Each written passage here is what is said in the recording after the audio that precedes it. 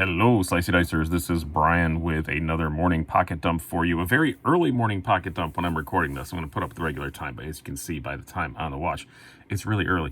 My dog woke me up, and I was awake, so I just figured I'd do this, and then I'm probably going to honestly go back to bed for a couple hours, but I'm going to get this out of the way. So today I have a budget and lightweight carry, I guess, is what I put together for today. And as I always say, sometimes I change knives during the day because I work at home, and I know I have some cool ones arriving today, so I'm probably going to switch out to one of them. So I have some really amazing stuff showing up today, hopefully. USPS, please don't fail me again, but we will see. There will be an unboxing video of that later on today if all three of them show up. But yeah, this is just, I put together a little lightweight and budget carry. I didn't mean to like cross the two, but it just kind of worked out that way. I was going for kind of budgety stuff, and then I wound up with really lightweight stuff too. Probably the best example of really lightweight on this is this Bertucci watch. It's a Bertucci DX3. I really like this thing. They're about $60, and I can see some people think they're overpriced because they are all just plastic except the backing, but they are very ruggedly built. Very good lume on them. You can charge this thing up with a flashlight for 15 seconds and it'll last all night long. You'll be able to see it when you get up in the morning. And they're just really lightweight, pretty comfortable strap, but it is pretty stiff, so it might be sticking out on the sides of your wrist a little bit. And they only run on a NATO strap. There's nothing you can do about that because they don't even have like pins or anything. That's just all molded in. But by all accounts, they're very, very rugged.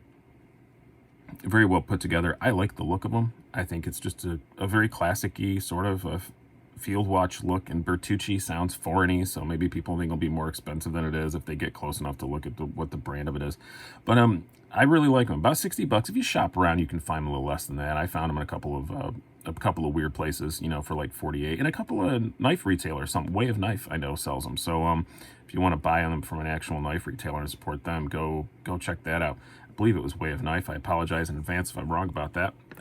But really cool watch. I do really like this thing a lot. Next up, this is a flashlight that I kind of enjoy, but it's not, by specs, it's probably not that amazing for the price, but this is the cleverly named Drop AAA flashlight.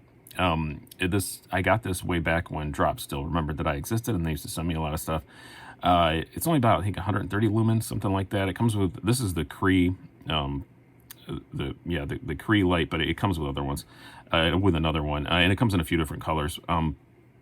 But yeah, I think it's about 130 lumens, nothing banging. It's just a single AAA, as the name would indicate, and $25. So yeah, you can find better stuff for that price, but I really like the way it looks. I think that's kind of why I've kept it around. I like the knurling on it and things like that. I do really like the way it looks, and it weighs almost nothing. It's all aluminum case and all that. It does heat up pretty quick, but I really just love the look of it, and it's very lightweight. So I do actually wind up carrying this thing a whole lot, even though I just kind of knocked it, but it's still kind of cool. Next up, this is a little Pocket Pens caddy. I can't remember the name of it. I know they're about $37. I'll link to it down below, but I really like this. The leather's pretty cool. I've actually been thinking about getting another one in brown. Put a little slip joint in there, or a little Swiss Army knife, something like that. And then, of course, it has a holster from one of their pens, which the pen is the Right in the Rain version of the Pocket Pen. Pocket Pens are awesome. They basically, you buy them in packs usually, but they wind up costing $2, $3 a piece, and not bad at all. They just pop out, and they're great pens, and it's a typical Right in the Rain fill in there, so they write pretty good. And then once it's in here, actually, you don't usually take that out. If you just want to use it and write something quick, I hardly ever actually take the cover section, I guess you'd call it, out of there. The knife that's in here is the Artisan Cutlery Biome Dylan Mallory design. This is a great little knife, I do have to say. About $30, 12C 27N steel. Just a really nice little slip joint, and I like Dylan Mallory's designs. I like Dylan Mallory as a human. It's just pretty cool. I do like it. I will say one thing about these slips, and I notice it on this more than any other knife I put in here. If you put a G10 in there, for some reason that leather just kind of dries it out. I actually oiled this up yesterday, but you can see like a line of where it was in there, because it just kind of sucks all the oils out of it. It's getting better and better, I think, as this is getting more and more oil inside of it. But that's kind of the only downside to this thing, is it does that weird thing, but not hurting the knife at all, so it doesn't really bother me. And this is just nice to just drop in your pocket, and it's pretty cool. Just the right size where it rarely falls sideways. Usually stays pretty upright, so you can still get past it and everything. Primary knife today. This is one that I've actually been grabbing a whole lot lately. This is the Cold Steel Air Lite with a cat hair on it. It's just a fantastic knife. 85 bucks. Some people freak out about that price because it's 85 bucks, and it is only AUS 10A steel.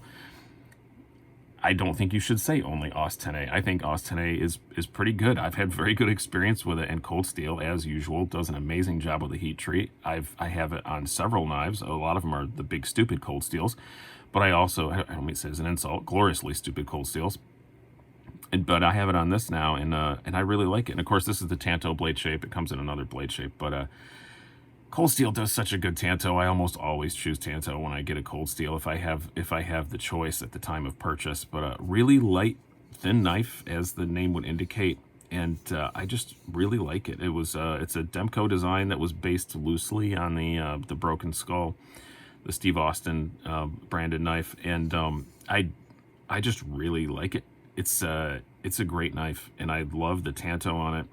I convinced one of my buddies to buy one, and he loves it too.